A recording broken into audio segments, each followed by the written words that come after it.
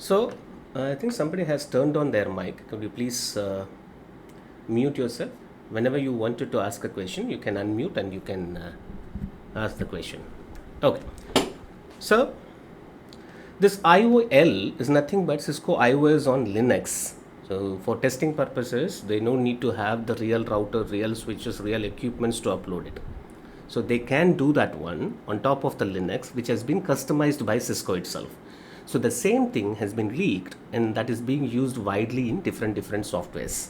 Like Cisco itself, they came up with a kind of an emulated environment which is called as VIRL. How many of you are aware of it? That VIRL. Sorry. Yes, that is what we are trying to use it here. No, but this is not going to be free, and I think you have to pay around $100 per year to have the continuous licensing on that, right? So you can do this one if you have the license, then you will be able to use it. Okay. Now we are not doing that one, so we don't want to pay for anything for anyone. So that's why we are using the Eve. Even in Eve, there are two editions are there. One is called as a professional one. The other one is called as community version. Professional is not free, whereas community is free, but with certain restrictions. But we are okay with those restrictions, right? So you can have all these images. Getting these images might be complicated for you, but if you have all these images, you can insert it onto Eve, and then everything will work fine. So whatever is required, we have what is it called, placed over there. Now I don't have the switch image, and moreover for this setup I no need to have a switch at all. But if you wanted to have a switch, you have a network switch within your Eve itself. I can have this one, right? But I'm not going to be using it. Now I need to provide the connectivity between all these devices, right? How do I provide? Now see here, if you hover your mouse on top of any of the icons, you can see a plug symbol. Can you see that? Is that visible? Okay. All you have to do is just click, hold, and drag it. Now it will be asking you which interface of one object to which of the interface of the other object needs to be connected. See, on my router I might be having multiple interfaces. I can choose which interface I wanted to connect, whereas on the PC I have only one interface. So E0 fast Ethernet 0/0. Okay. Now the connectivity is given. Same way, I wanted to provide connectivity between these two. See, router's fast Ethernet 0/0 is connected to ETH0 of ASA. Again, E1 I wanted to connect it here. Then I wanted to have connectivity with. Now you can see that which interface is connected. ETH2 is connected to router 3. Now if you wanted to change the host name, yes, you can also change that, so that it will be easy for you. Router 1, the name I wanted to change it to router 2, and this one I wanted to change it with router 3. Okay. Now we have all these components added into our setup. We just need to start now. So to start it, either one by one you can start, or you can also have an option to start all of them. More actions. Can you see start all nodes? You can do that one if you wanted to do it, or if you want to start one by one, you can also click and then start it. Right? You can see the play symbol. That means the device is powered on, and you can see the square one. That means the device is powered off. I'm just starting up all of them, and even the Windows machine I'm starting up. Now how do you get connected to this? So you just hover your mouse on any of the object and observe your status bar of the browser. See here what happened. Can you see something on your status bar? Bottom left. Can you see something? Telnet:// So that is how you will be gain access to it. Now, if you have any client-side tools from Eve got installed, all you have to do is click this image, you will gain access to it. See here, I got access to the router. Again, I'm just going to my ASA. You can see that is getting opened up here. It might take little time to boot up. See? Then I have router 2 Then I also have router 3. Then how do I get connected to the PC? PC requires VNC client, and if you have the VNC client, can you see that on the bottom left? The status message is saying that using the VNC, the connection is going to be established. Because I have already installed the client tools, I just need to click it. You can see that I got connected to the Windows machine. Can you see that? Now I'm on Windows 7, I guess. Take a little bit of time to complete it boot up. Once it got booted, then obviously you will be able to gain access to the PC as well. So this is so simple to work with, and all of the images will also be working on this, and all our whatever the components which are required to work with, I have done creating all the required client software like ASDM image has been downloaded, the browser also added to it, and I also added a couple of other images like what? See, this is your Cisco AnyConnect, IPsec VPN profile, Wireshark, everything has been added into it. You don't need to worry about adding any of the softwares on it. Anyway, so we have all the softwares with us.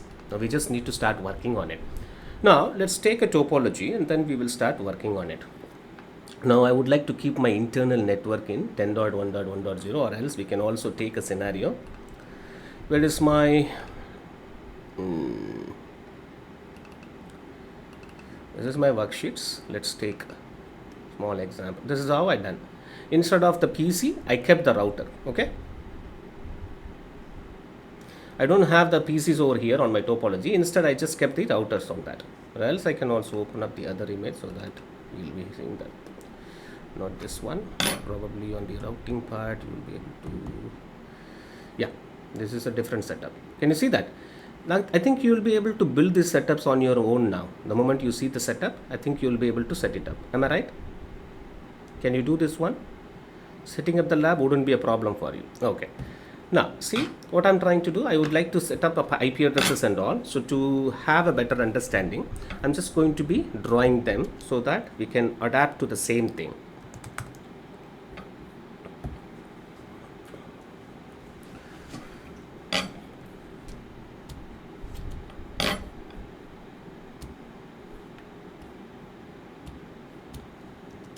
So, see the setup what we have is a firewall, and then we have an external router, we have one DMZ router, we also have one internal router, in turn we have a PC connected to it. So router 1, then router 2 and router 3. Let's say this is going to be my 10.1.1.0/24 segment, then this is going to be 10.1.2.0/24 segment, and this is 172.168.1.0/24 segment. This is going to be 1.1.1.0/30 segment. So PC will be configured with an IP address of .10. Okay, 10.1.1.10. The router's interface is going to be .1, .2, .1. So here again .2, .1. Here this is going to be .2, .1. So this is the IP scheme. I'm planning to use it. I hope configuration of IP addresses is not going to be new to us. I'm just taking the help of this, just connecting to the router 1. All I have to do is configure the IP addresses. Fast Ethernet 0/0, IP address is 10.1.1.1, 255.255.255.0. No shutdown. Interface Fast Ethernet 0/1, IP address is 10.1.2.2, 255.255.255.0. No shutdown. Then I'm also adding a default route pointing to my firewall. Sorry, 10.1.2. Saving it. Of course, I'm also planning to change the host name so that everything will be with me. Let me complete the configurations on the routers first before I move on to the ASA's configuration.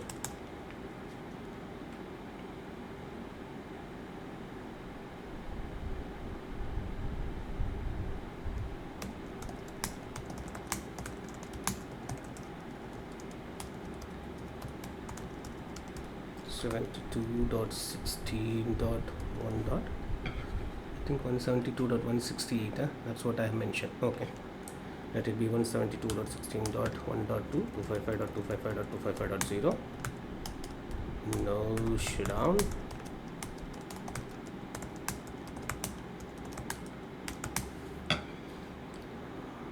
Let me configure.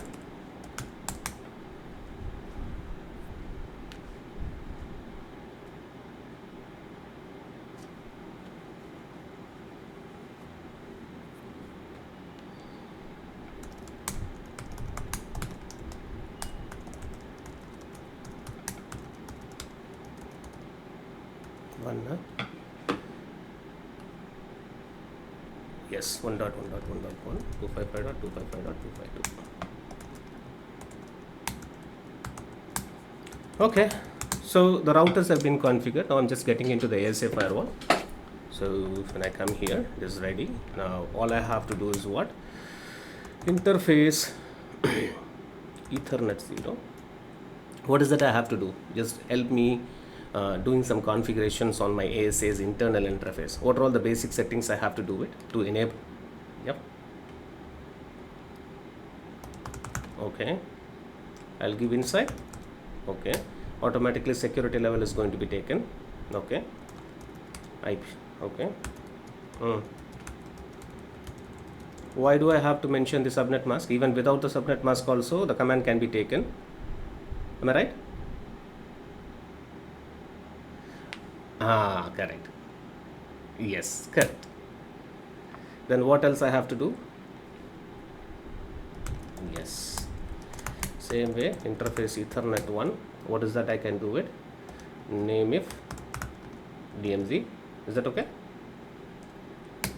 Then it's other than inside, the security level will be set to 0. Now I just wanted to set it to 50 because it is my part of my internal network only, but it is a public facing network, so I'm just modifying the security level not as 0.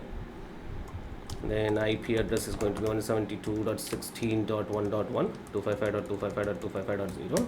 No shutdown. Same way, Ethernet 2. Name if outside IP address. I don't need to modify the security level because it's my external network. 1.1.1.2, 255.255.255.252. And no shutdown. Okay. So the configurations have been done on my ASA as well. Now we just wanted to do, first of all, before we proceed with any kind of an experiment, we just want to confirm that the connectivity between the directly connected devices are there, so that we can confirm that we have configured the right IP addresses and we have configured those right IP addresses on right interfaces. We didn't do any mistake before we proceed with any kind of an experiments. Now I go there, go to the R1 device, then trying to ping 10.1.2.1. Do I get reply or not? If the interface is configured is correct, then obviously I should be in a position to get that.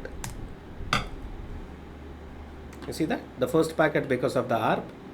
Now R2 ping 172.16.1.1. Sorry. 16.1.1. Should I get reply?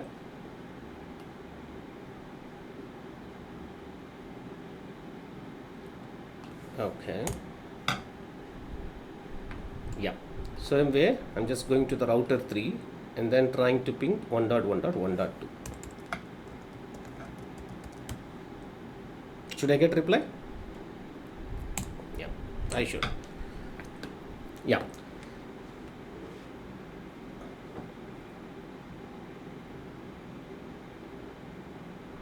Somebody is on travel.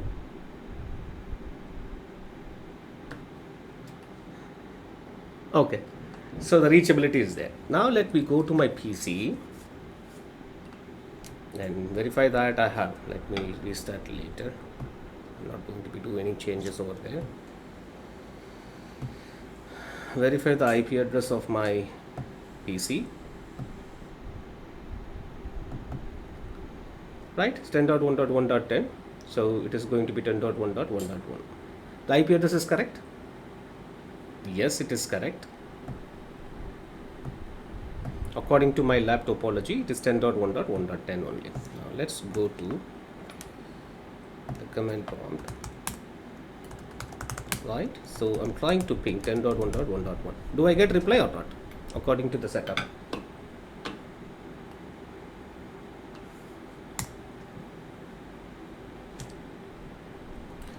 I'm trying to ping 10.1.2.1. Do I get reply? Why?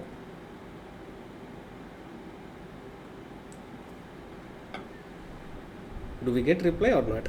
Do we get correct? We don't. If I ping 10.1.2.2, I get reply, but I don't get 10.1.2.1 because 10.1.2.1 is my firewall. The firewall doesn't have the return route. Did we add any routes on that? No, we didn't add any route on firewall, right? So let's go and check that out.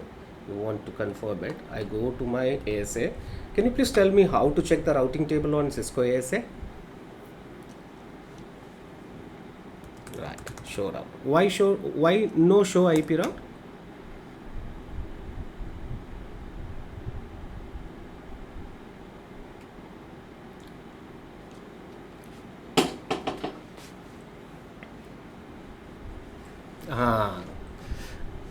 Yes, multiple routed protocols are supported on the rest of the devices, whereas Cisco ASA has been reserved, only supports IP, nothing else. That's the reason that IP keyword has been taken out. Okay.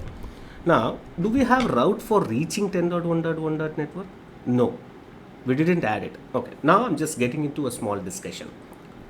Let me open up my Word. Maybe I would have something else. Okay. Now, how do we add a route on Cisco routers? We know that, right? So IP route, destination network, then destinations subnet mask, then gateway, correct? Or egress interface. Am I right? This is how we do it. Is there any corrections on this? On Cisco routers, this is how we will be adding it. Okay, now let's do the same thing on iOS router 2 for the return route. I would like to add a route for 10.1.1.0 network from R2. Check it out. On R2, I'm adding a route for 10.1.1.0. It would be 172.16. Not 68. Let me erase that one.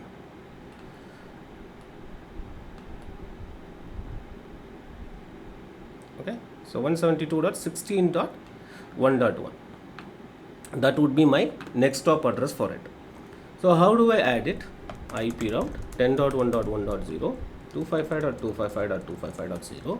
Then the next stop address is going to be 172.16.1.1. Am I right? Will it take it or not?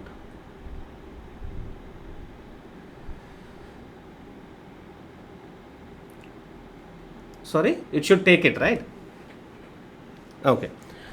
Can I say this as a fast Ethernet 0/0?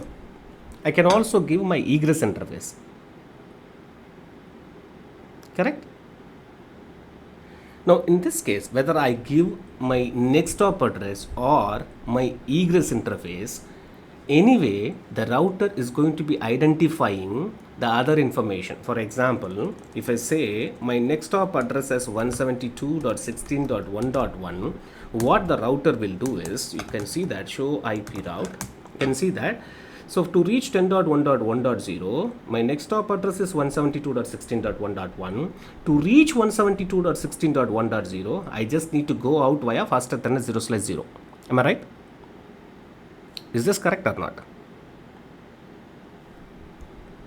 Okay. What is this process called as? In routing, what is this process called as?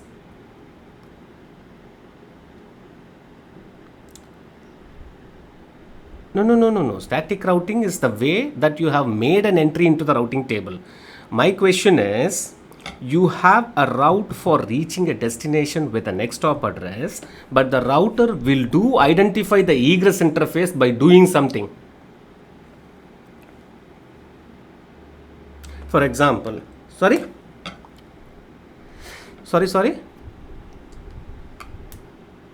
No, that is different. That is entirely different. See, I can also add a route like this. See, 10 dot, let's say 1.1.1.0, 255.255.255.252. Can say that next hop address is 172.16.1.1. And also, interface, do I have that option to mention it? No.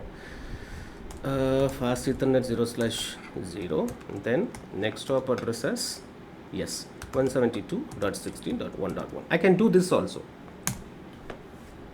Now what happens? For reaching 10.1.1.0, I have a route. For reaching 1.1.1.0, I have a route. See, the differences is for 10.1.1.1.0, I only have the next hop address. Now the router has to find the egress interface. Whereas for 1.1.1.0, I have the next hop address. I also have this egress interface information. So the time taken for doing the route lookup for 1.1.1.0 will be very, very, very limited. There wouldn't be any delay for the route lookup. Whereas if I go for the 10.1.1.0, I have only the next hop address. Now the router has to identify the egress interface so that the packet can be sent out. So one more routing table lookup will happen when there is no full of information available on the routers. And this process is called as recursive route lookup. Okay. Now I'll tell you one more thing here. You guys are familiar with routing, right? I hope so. I'm sorry.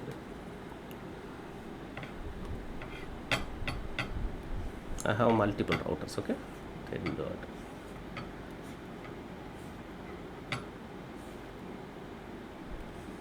Now this is my 10 network, my 20 network, and my 30 network, and then 40 network.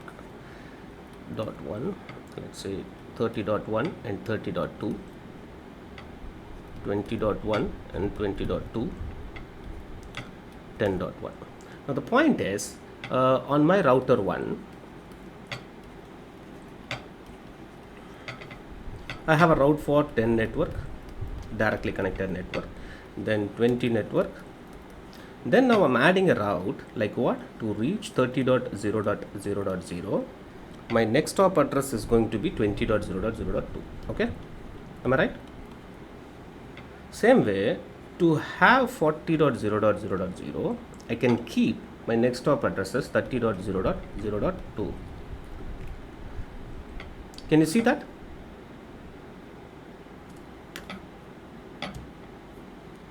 Can I keep my next hop address as an indirectly reachable IP, indirectly connected next hop address? Is that possible?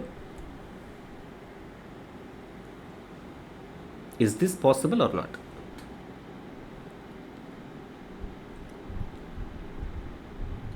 Hello, am I audible? Oh my god. Oh, okay. No, from router 1, the packet will go to router 2 or not? That's the question. Forget about it will reach the destination or not. It doesn't matter for me. From R1, if any packet received for 40 network, will it leave R1 or not? Okay. Now this process is called recursive route lookup. Because the routers are having that ability of doing multiple looking up into the routing table to find the right set of information, and then accordingly the packets can be forwarded out via an interface. This is possible on Cisco routers. Of course, not on Cisco routers, on all the routers, all the vendor products. Because the routers are capable of doing those things. Okay. Now when it comes to ASA firewall, this recursive route lookup functionality is not available. Then what I have to do? While I'm adding a route, I need to feed both the set of information. Only then the routing can be possible. For example, now I go to my ASA firewall, right? So if you see the syntax on it, see here, when I add route, See that it is saying that via which of the interface the packet needs to be sent out. You understand? Via which of the interface? So I say that my egress interface is going to be outside or inside. So you need to feed in the information about the egress interface on Cisco firewall. So I'm adding a route for 10.1.1.0. So from my perspective, from firewall's perspective, if it would like to reach 10.1.1.0, that packet has to be sent out via the interface named as inside. Then the destination network is going to be 10.1.1.0 followed by subnet mask 255.255.255.0 followed by the next hop address. In this case, this is going to be 10.1.2.1. So in Cisco routers, adding both the set of information like next hop address and the egress interface is optional, but still it is recommended to feed in both the information to enhance the performance of route lookup. Whereas in ASA, you don't have a choice. While you are adding a route, you have to add both of them. Is that clear? Why we are doing this? I'm sorry, it is going to be 10.1.2. Am I right? Any clarity is required on this?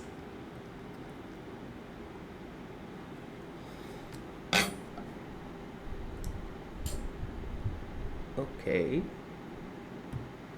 Right. Now, if I add, after adding the route on the ASA firewall, if I try to ping 10.1.2.1, should I get reply or not?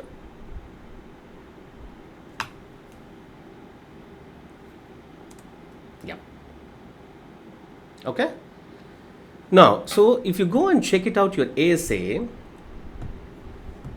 will there be any policies written by default? Is there any access list? No. There is no access list is created. So because ASA is a security device, when there is no policies configured, no traffic should pass through. If you want any of the traffic to be permitted, then you have to make sure that the respective rules are being created. Only then those traffic can be permitted to pass through. Now without doing that one, if I try to telnet, okay, but first of all we have to set up the password for the telnet. We will do that one on routers 2.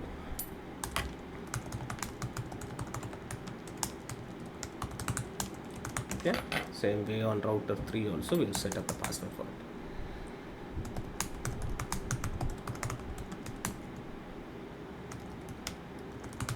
Okay.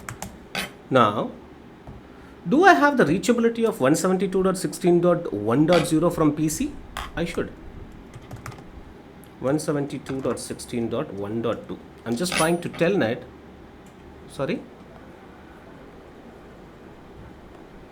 If I do telnet to 172.16.1.2, 1.2 only, right? Yeah.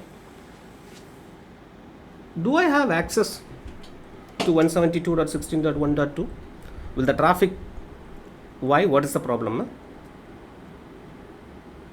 On R1, I have added a default route, if you remember that.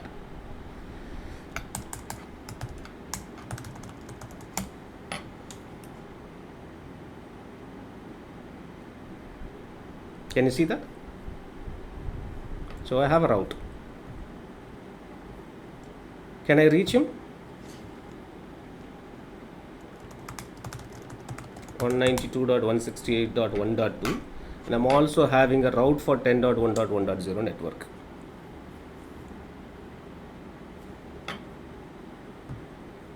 Now the traffic has to initiate, the traffic is initiated by 10.1.1.10, goes to router, router is forwarding the traffic to firewall, firewall should forward the traffic to router 2, router 2 has the route for return traffic, packet comes back to firewall, firewall has the route for 10.1.1.0, he is forwarding to router 1. Now the packet received on router 1 sees that 10.1.1.0 network is directly connected, it should come. My only question is whether this traffic will be permitted to pass through by my firewall or not. Perfect. Yes. So in this case, if I do telnet, I should be in a position to see the password, means the password prompt. Okay, telnet is not there. I need to enable it, or else I can open up the PuTTY and then I can log in. The telnet client hasn't been enabled on the Windows machine. I'm just choosing telnet. 172.16.1.2. Let me open it up. See, I logged in. You can also go ahead and check it out on the PC and on the routers. How do I check if somebody is logged into my device or not? Oh, sorry. You see that somebody has connected.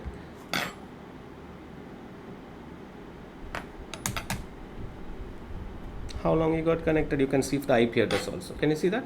From 10.1.1.10, somebody got connected to me.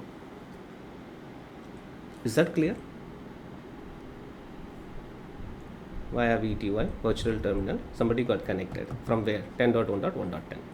So how this access could be possible? Because by default, higher security level traffic destined to the lower security level traffic is permitted to pass through. Let's see whether the traffic is passing through the firewall or not.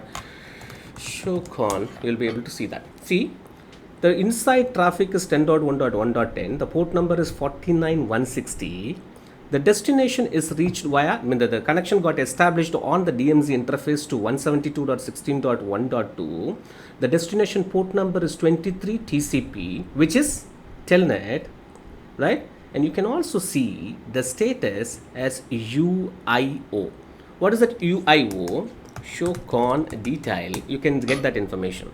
The capital U stands for what? Up. Where is that U? See, it's up. Okay, and what stands for I? Inbound and outbound, both will be there. Inbound data is also there, as well as outbound data is also there. So you can confirm that the communication, bidirectional communication is confirmed through the help of ASA. But we didn't write the return rule for permitting the reply packets. But still it is happening. How it is possible? Because it is a stateful inspection firewall. Is there any clarity required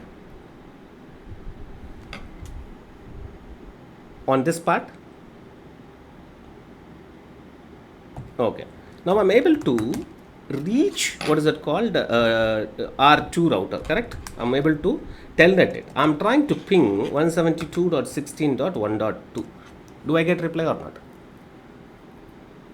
Why? But anyway, every traffic from inside, means a higher security level to lower security level, is permitted, right? Okay, we will do one thing. Sorry, but why we have to enable ICMP? Why we have to enable ICMP?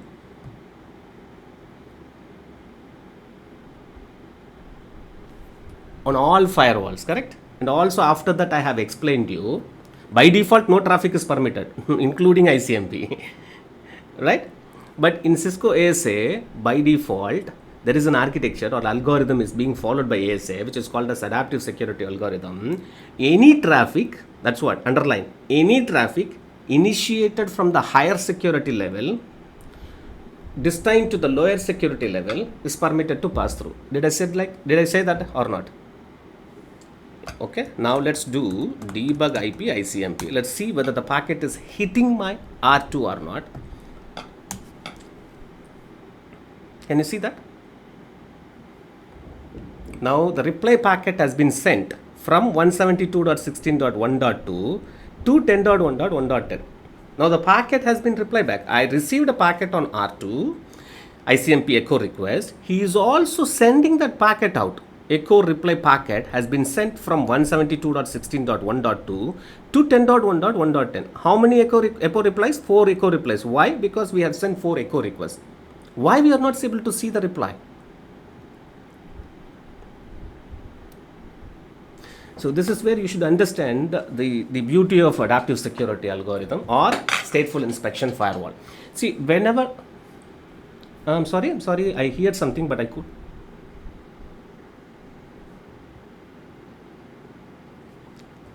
But if that is the case, when I do telnet, it was working fine for me. Sorry, I just need to take putty. When this is working, return traffic is coming back because a stateful inspection firewall basically allows the return traffic, correct? Any request goes out, the return traffic will be permitted to pass through.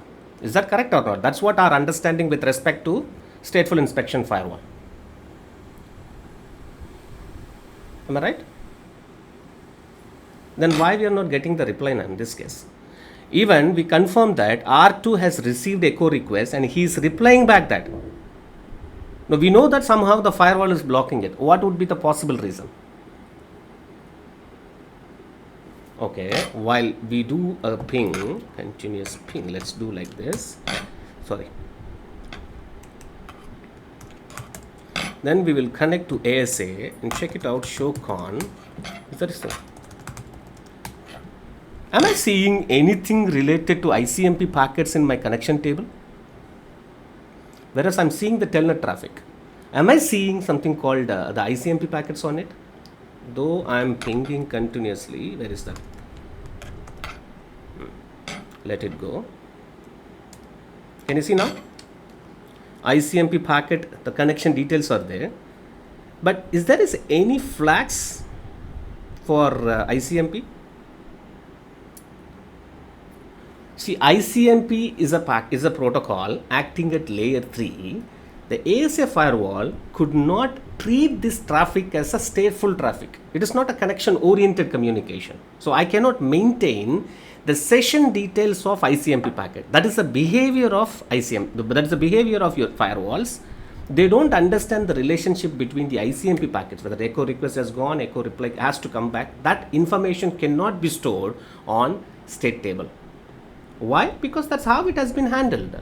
So layer 3 information only is available. With that, I will not be able to treat that ICMP packet as a stateful traffic.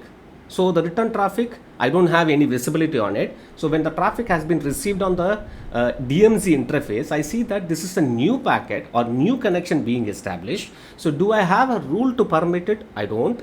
Whether the traffic is initiated from lower security level, higher security level to lower security level? No. I don't have a specific rule. Then obviously the return traffic needs to be blocked. And how do you address it? I have two choices. I'll show that one. See, I'm writing a rule. We will understand how these rules are going to be interpreted. Okay, don't worry about it. I'm just saying that. Don't worry about the commands. Now I just added. Can you see the reply now? Now how come the reply is coming back? Because I told you the return traffic has been explicitly permitted to explicitly permitted to pass through. You can see the number of hit count as well. Can you see the hit counts?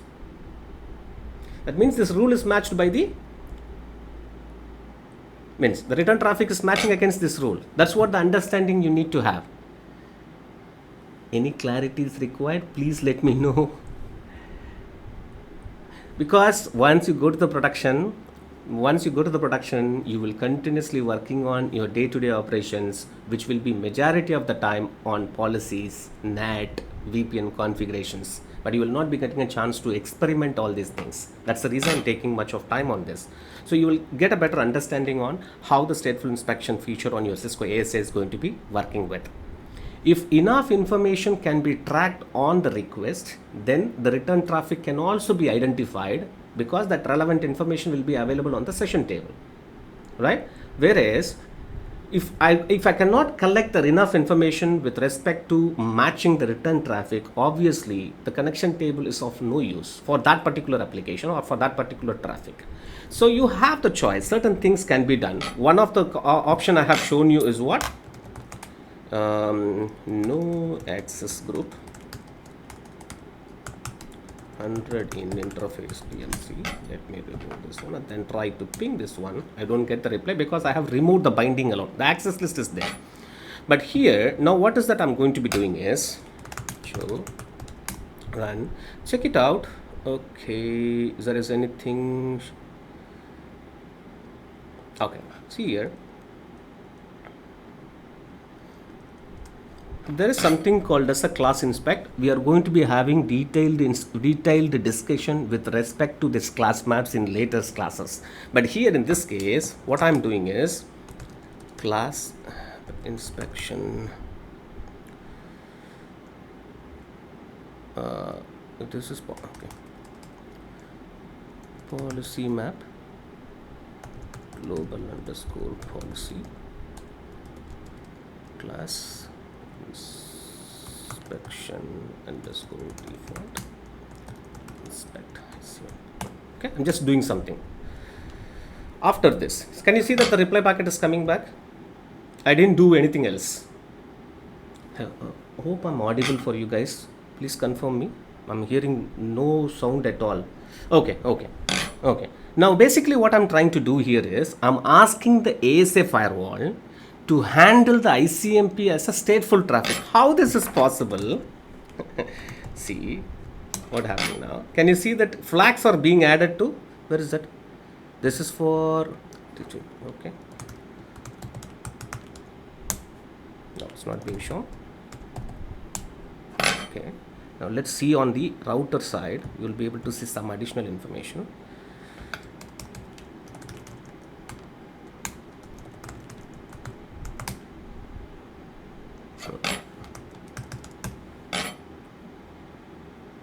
Okay, now that has been deprecated. Which version I'm using? 9.2, 9.1 means I'll be able to see that information. Let me check it out, what version I have it. 9.1.5. I should see still. See, basically what happens is, when I take the help of this inspect, I'm asking the ASA to treat the traffic as an stateful inspection traffic because of this set of configuration. Cisco ASA will add up some information on this request and responses, but it is not being displayed, but you can see that one somewhere. Anyway, I'll show that one in later ASA versions, maybe in a different versions I'll show you that. Do you understand what I'm saying here? So I have two choices. When stateless traffic are being handled, right, you can confirm that you can allow the return traffic so that the reply packet can come back. That is option number one. Option number two, if you have the option of, if you have the facility of making that application traffic to be handled as a stateful traffic by the ASA, you can do that one. If you do that, then you no need to write the rule to permit the return traffic. Does it make sense?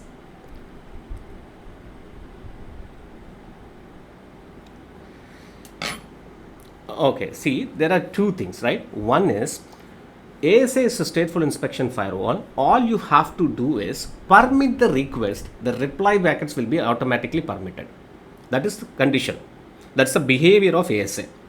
So when Telnet is going on, Telnet is an application. The details of the connection can be tracked and the return traffic can be automatically permitted, because the Telnet application can be managed as a stateful connection by the ASA firewall. But there are certain applications like ICMP. ICMP traffic will be treated as a stateless traffic, even though the firewall is capable of stateful, but the application, it is not stateful. Give me a minute. I think someone is joining. Let me permit it. Who's that? Jashwant.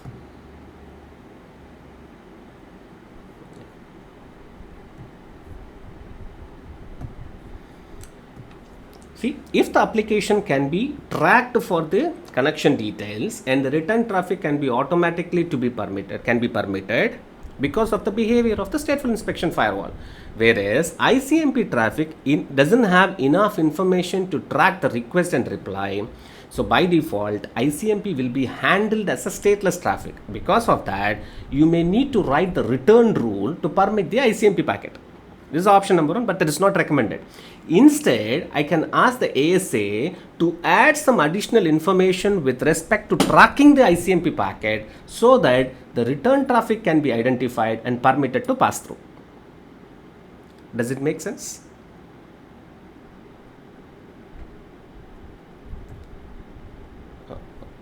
Okay. So this is how it behaves. Now, I'm just moving on to certain other thing, which is like what? See, I'm able to telnet to 1.1.1.1, which is nothing but my R3. Can I do telnet or not?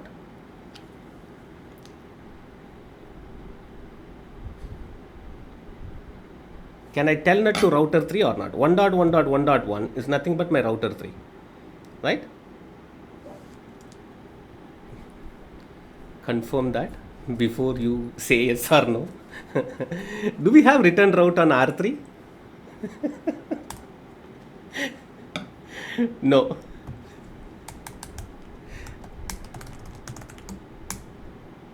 We don't, correct, na? Now let me add a route now here, IP route, 10.1.0.0. Let me add a 16 route, 1.1.1.2. After adding this route, if I try to telnet, would I be in a position to telnet?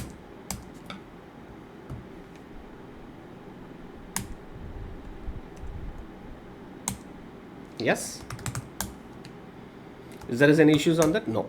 Oops, my goodness. Spelling mistake. I try to stop the lookup. It's not happening. No.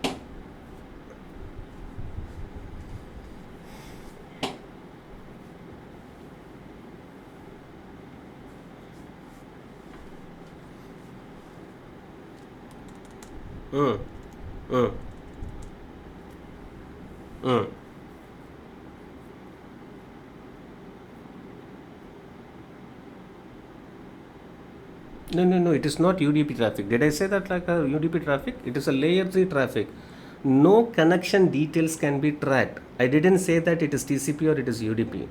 Once you make the firewall to handle the ICMP traffic as a stateful inspection traffic, additional informations are going to be added to the ICMP request so that the return traffic can be identified and permitted. Okay, I'm sorry to interrupt you in the middle of a question. Please proceed.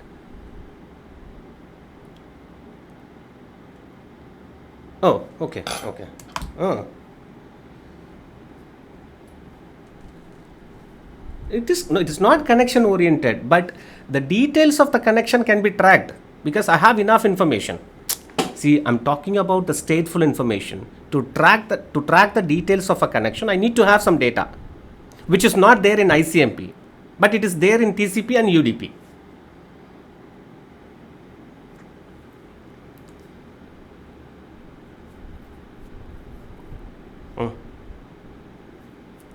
Exactly. It will be, yes, it will be added. UDP information will be added. No, it will not be port number 512, 513, 514. That's how it will be proceeding. UDP 512, UDP 513, UDP 514, like that. For every packet, a port number is going to be attached to it.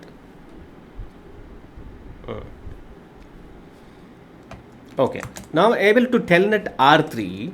Can I telnet to 10.1.2.1, which is my ASA firewall? Can I? Okay, how do I enable telnet on this? Do I have anything called line VTY 0 to 4? No, I don't have the command at all. Then how do I enable it? Okay, so first of all, keep in mind, Cisco ASA is a security device. By default, no remote management is allowed. By default, no remote management is allowed. Now, if you want any of the management protocols, or if you want to manage this device via any of the remote management protocols, you need to say that from which IP addresses you can accept the management request via this protocol. Say, for example, if I would like to allow telnet, I wanted to allow telnet from any of the IP addresses. First of all, I need to say inside interface means I need to say, okay, 0.0.0.0 with a mask of 0.0.0.0. I accept anything from the request of the telnet can be coming from any of the IP addresses via inside interface. I should be accepting it. But anyway, we need to set up a password. That is nothing but password is the keyword with which you can set it up. Just for the sake of understanding telnet, I'm just doing this, okay? Now, if I do telnet 10.1.2.1, now I'll be able to do it. See here.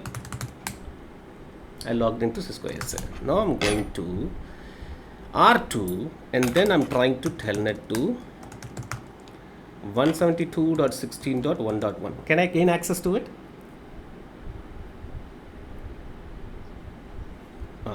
Why? Because ASA, we said only via inside interface the connection can be accepted. Am I right?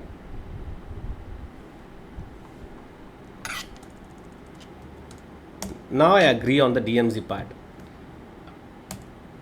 Can you see that? Okay. Now the next thing is I'm just going to be allowing this on outside as well. Okay. Now if I do telnet, do I gain access or not? 1.1.1.2, right? Yes, 1.1.1.2. See, did we enable the telnet on outside interface properly or not? Yes, we have enabled it, but still it's not happening. What would be the reason? See, on the lowest security level interface, I mean the 0 level interface, telnet is not allowed, because we believe that this interface provides connectivity to the external world, and telnet is going to be happening via a clear text communication. So we should not be allowing this. Then what we have to do on an external interface, even on the internal interface, we always prefer to have encrypted management. Correct? Encrypted communication is what we are going to be establishing between the admin PC and the ASA device, so that the communication, the administration channel is going to be secured via any of the encryption, means via the encryption. Now, if I have to enable what is it called, SSH, what I have to do, the same thing I have to do. Which one? SSH is going to be enabled. But keep in mind, the key difference between telnet and SSH, we normally say that SSH is nothing but encrypted telnet. Am I right? So the key difference between telnet and SSH is telnet is clear text communication, whereas SSH is an encrypted communication. But both of them are going to be serving the same. So if I have to enable SSH, I need to make sure that the SSH keys have been generated or not. So to do that one, I take the help of what? Crypto. How do you generate this one in Cisco ASA? Cisco routers, if you want to enable SSH? Crypto key generate RSA, whatever the modulus you want. Let me call it as 1024. Now, SSH supposed to be from which of the IP address? 1.1.1.1, 0.0.0.0, followed by outside interface. What happened? Okay. It is subnet mask, not the wildcard mask. So most of the people get confused while they are working with routers and ASA in the beginning. Now after doing this one, I will try to do SSH -L. We have to provide the username and password, right? What would be the username and password? I don't know. Okay, let's do this one here. Same way, SSH 00 on the inside interface. The meaning of single zero, if you keep it, which is equivalent to 0.0.0.0.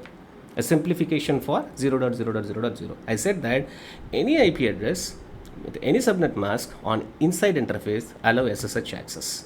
Okay, I just enabled it. I'm just trying to check something over here. It's taking the help of PuTTY. SSH now 10.1.2.1 is what I'm trying to connect. So I'm able to gain SSH access.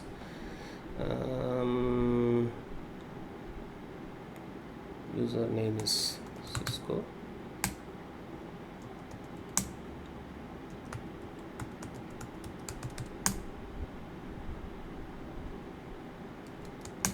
No, it's not working. There was a bug actually. By default, it will be taking the default username as Cisco and Pix. If you give the username as Cisco and the password as Pix, you will be able to log in via SSH. Now that has been addressed. Anyway, fine. So I need to have the username and password. In this case, what I'm going to be doing is, let me create a username as Cisco and then password as Disco. Privilege level of 15. Right? Let's try to do something like this.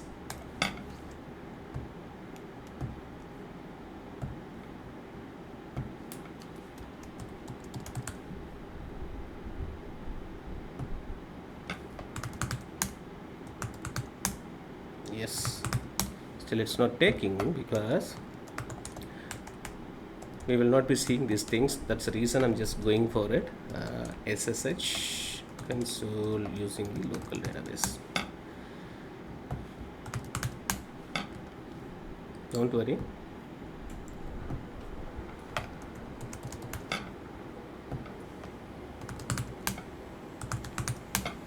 Can you see that? I have logged in. See, for logging into Cisco via SSH, you need to have the username and password to be provided. Without username and password, you will not be able to log in. So I just created the username and password using the keyword called as username and password, right? Even though I have created the username and password database, but we need to ask the ASA to validate the given credentials against the local database. For that only, I gave the command as what? AAA authentication for SSH to gain console access using the local database. Is this clear? Any questions as of now?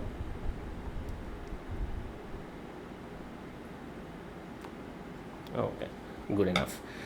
Now, there is one more thing I just wanted to do it. So, as we know that we also have HTTPS, the GUI based access or the administration is possible, we need to ensure that, what is that called? The GUI is being enabled. Am I audible?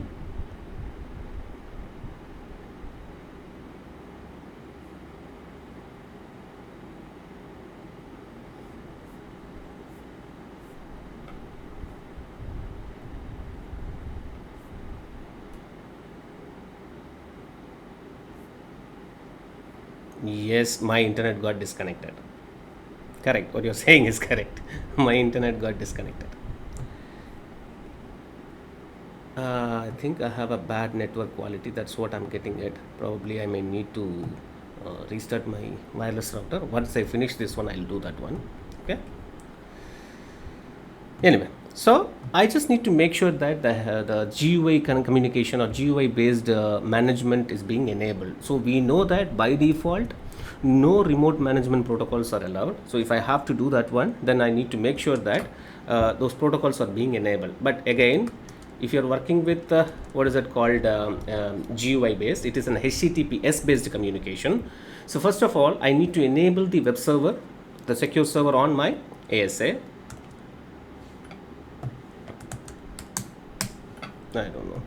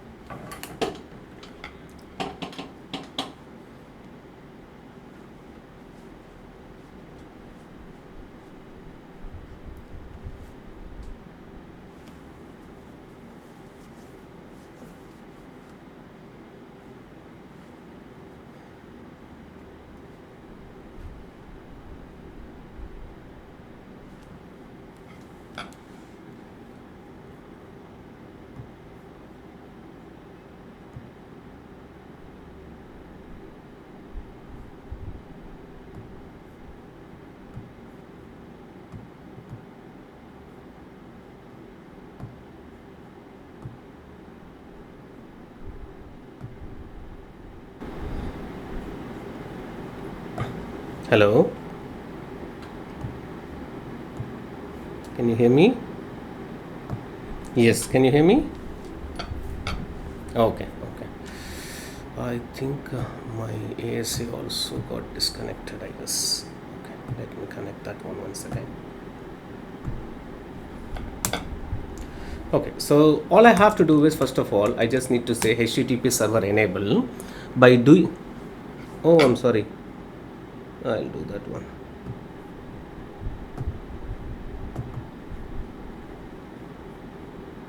Is that visible now? Okay. So first of all, I just need to make sure that the web server is got enabled, and then I also need to associate the local database for the username password credentials validation. Okay. So AAA authentication for, you can see anything is there, HTTP console using the local database. Once you do this one, the web server got enabled. Now the user is going to be establishing a connection with the browser. By the time it is HTTPS, obviously the user is going to be prompted with the username and password. Whatever the username and password is being entered by the administrator will be collected and validated against the local database. Then he will be able to gain access to it. So I'm just logging into my Windows PC, then opening up the browser.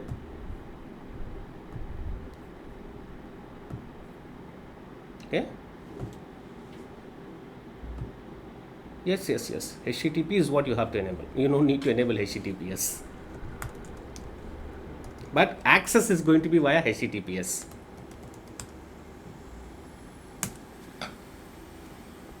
It's a secure communication, right? When you enable web server on ASA, it is understood that the respective services got enabled. Okay, one more thing I didn't enable, which is, what is that? Can you please confirm me what I missed?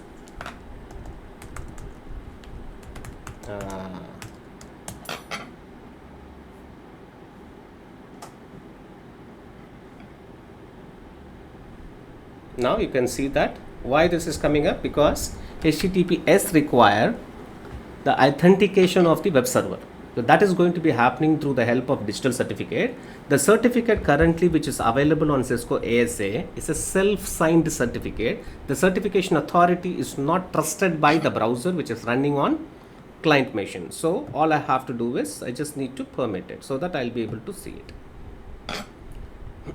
See, either I can install the ASDM or I can also run ASDM directly from here. But in our case, I'm just going to be installing the ASDM launcher, but that ASDM has been already installed. You can see that here. Can you see that? But I should have the respective version of it. If I have that respective version, then I don't need to worry about it. Because I'm using ASA 9.1, the ASDM should be supporting it. Let's see, 10.1.2.1. Username is Cisco. What is the password? Disco. Say OK. If the communication is there, then we will be able to communicate. Yes. Will be prompted for the follow visa to create a subset. Okay.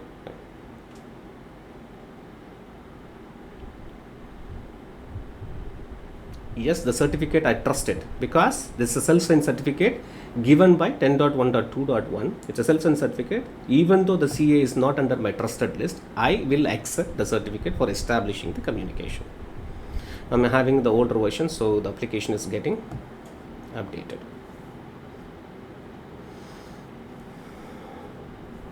Okay. Yeah. So the username is Cisco, the password is Disco.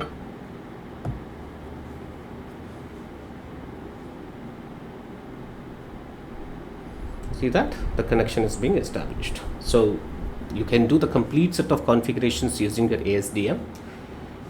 Now, as we do our exercises, I would also recommend you guys to practice the same using the ASDM as well.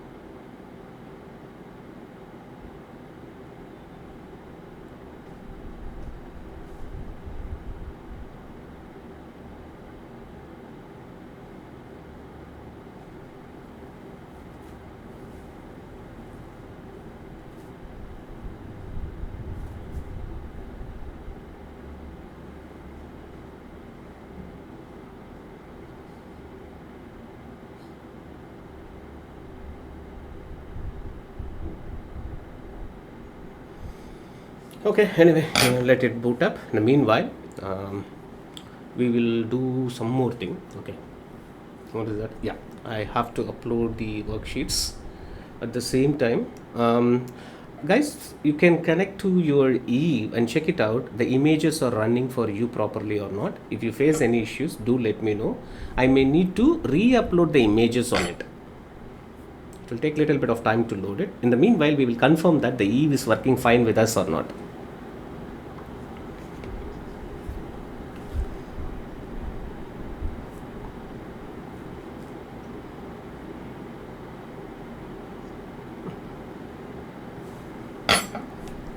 What username and password you used? Yes, let me check it out. Wait. You're able to see my screen, right? Okay. Username is Ranita Roy. Let me try to connect.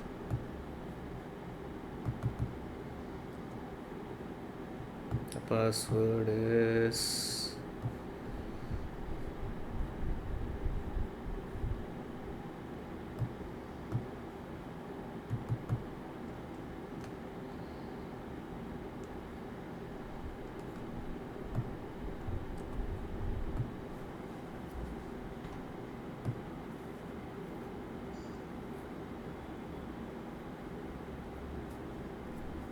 it's working, ma. You have to cross check. It is working. See here, I got connected. Can you see that?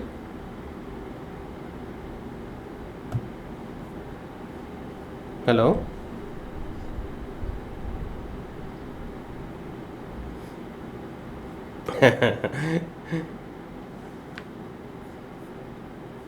Ranita, it's working fine. The username and password of yours is working fine. You just need to cross check the username and password correctly. You have to enter, then you will be able to connect it.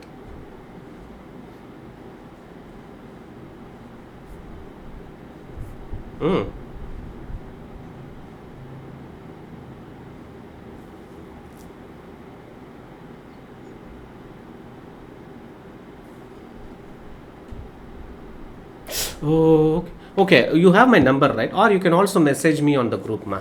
It's not a problem. Now, what you can do is, who's talking? Mahesh. Mahesh, if you want to join with someone else while they are doing, you can monitor. If you are having any problems in your machine, then do message me while you are doing it. I'll upload the image. Okay. Yeah. No, sorry. Why console access you are not getting it? What is the message you're getting it? Jekmar, right? Jekmar or Prashant? Prashant. Okay. What's the message you're getting it?